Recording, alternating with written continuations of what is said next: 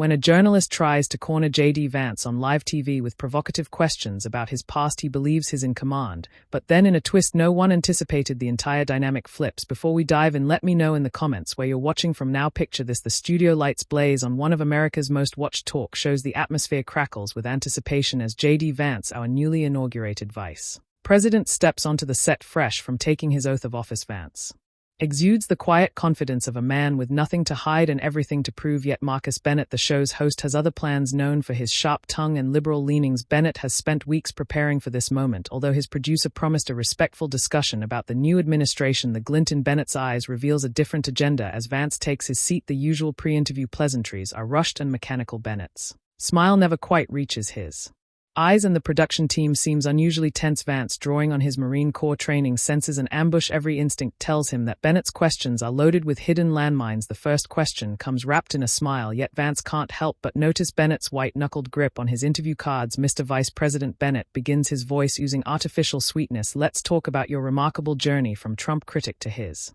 second-in-command." Vance returns a measured smile, his eyes reflecting the wisdom born of hard-fought life lessons. "You know, Marcus, that's actually a perfect place to start," he says, "because it speaks to something bigger than politics. It speaks to the American capacity for growth and understanding." The audience leans forward, surprised by the absence of defensiveness in Vance's response. Bennett shifts in his chair, his carefully rehearsed follow-up suddenly losing its edge. "Growth and understanding," Bennett mocks, his tone laced with derision. "Is that what we're calling it now? Some might argue it's just political convenience." "You see, Marcus," Vance replies steadily, "in America we cherish the tradition of changing our minds when presented with new information. When I criticized the president years ago, I viewed things through a narrow lens, but then I witnessed something remarkable. I saw his policies begin to help the forgotten Americans wrote about in my book." For a moment, Bennett's expression tightens imperceptibly. Vance continues, his gaze direct yet unchallenging. "Let me ask you something, Marcus. Have you ever changed your mind about something important? Have you ever looked at the evidence and realized your first judgment might have been wrong?" Bennett's pause lingers a fraction too long. "We're here to talk about your changes, Mr. Vice President, not mine," he snaps, shuffling his cards as if eager to launch his next attack. "Speaking of changes," Bennett continues, "let's discuss your recent speech at the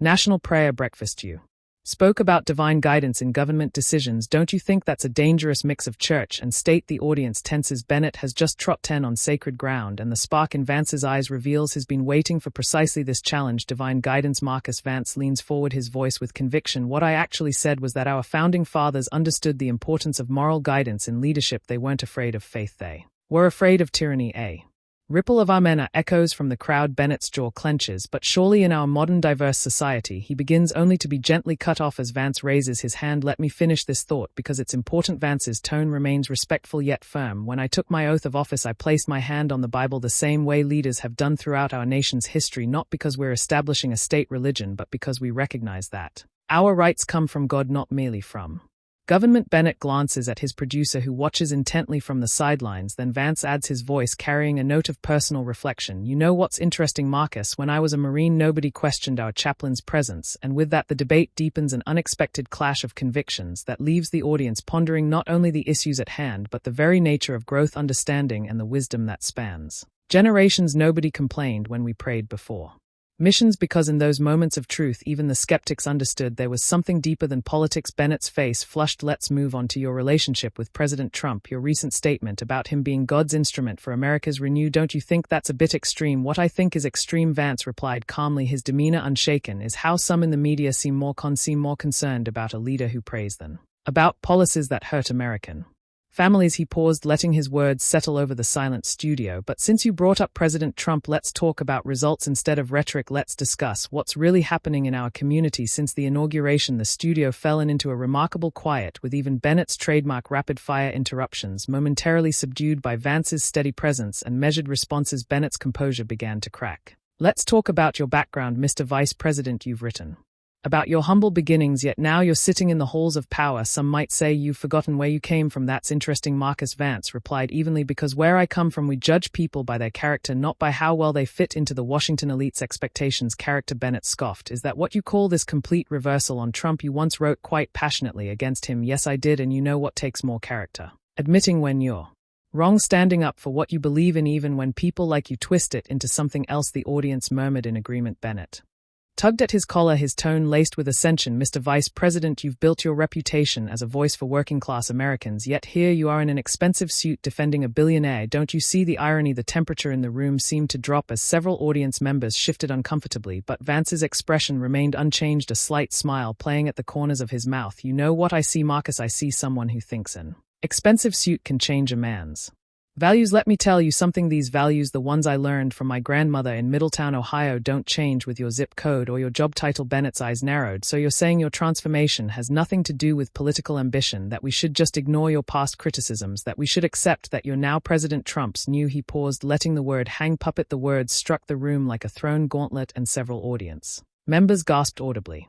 Vance's response came with the precision of a master chess player. You know, Marcus, that word puppet reveals more about you than it does about me. His voice, measured yet laced with steel, continued. In your world, maybe strong loyalty to someone you respect is something to mock, but let me tell you what I learned as a Marine. He leaned forward slightly. In combat, you learn to judge a person's character by their actions, not by what the media says about them. I've seen President Trump's character firsthand, not the caricature you and your colleagues have created. The audience erupted into applause. Bennett tried to interject, but Vance pressed on. You call it being a puppet. I call it recognizing true leadership when I see it. And yes, I'm proud to serve alongside President Trump. Bennett's voice dripped with sarcasm. A man of your intellectual background must see the contradiction in supporting someone you once criticized. There you go again, Marcus replied calmly. You're so focused on finding contradictions that you're missing the point entirely. The real contradiction is ignoring what I've seen with my own eyes just to please critics like yourself. Thunderous applause followed his words. Bennett glanced at his producer, who gestured frantically from the sidelines, but Vance wasn't finished. And since you brought up my intellectual background, he added with a slight smile, it just goes to show that true wisdom isn't measured by how many contradictions you can find,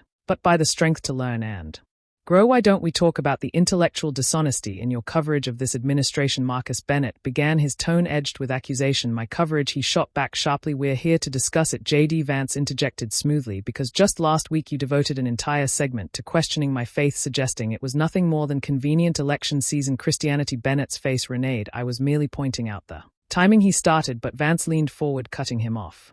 The timing of what exactly? The fact that I've been attending the same church since before I entered politics. Or perhaps you'd like to question my grandmother's faith too, the woman who taught me to pray before every meal even when we had little to share. A woman in the front row nodded vigorously at his words. Let me be clear, Marcus, Vance continued, his voice carrying both strength and dignity. You can question my politics, you can disagree with my decisions, but when you start suggesting that my faith is nothing more than a political prop, you're not just attacking me, you're attacking every American who holds their faith dear. Bennett glanced at his notes, clearly searching for safer ground. Let's talk about your recent statements, he insisted. Yes, let's talk about statements, Vance agreed, like your remark last month, that anyone who supports traditional values is, and I quote, living in the past. Tell me, Marcus, do you really think the millions of Americans who go to church every Sunday, who believe in family values, who love their country, are they all just living in the past? A defining silence fell over the studio as Bennett's carefully crafted persona began to crumble. He fumbled with his papers. Mr. Vice President, you're trying to turn this interview around, he stammered. No, Marcus, Vance said steadily. I'm trying to have an honest conversation about the contempt you and your colleagues seem to have for regular Americans. You invited me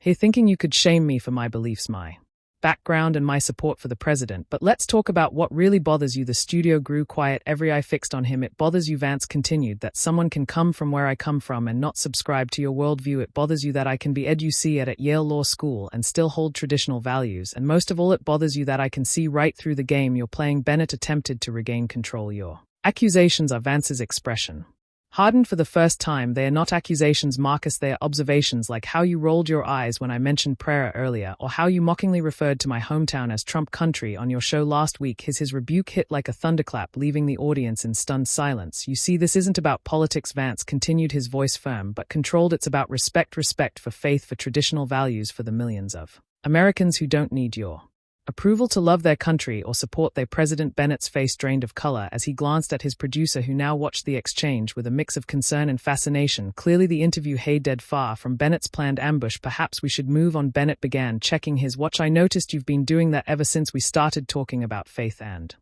values, Vance observed with a slight smile. Uncomfortable territory for you, Marcus. A few chuckles rose from the audience as Bennett's discomfort became plain to see for someone who prides himself on hard-hitting journalism. Vance went on, you seem remarkably eager to change the subject when the conversation doesn't go your way. Bennett tried one last attack. Is this the same kind of deflection you used when you switched from criticizing Trump to praising him? There you go again, Marcus, Vance replied.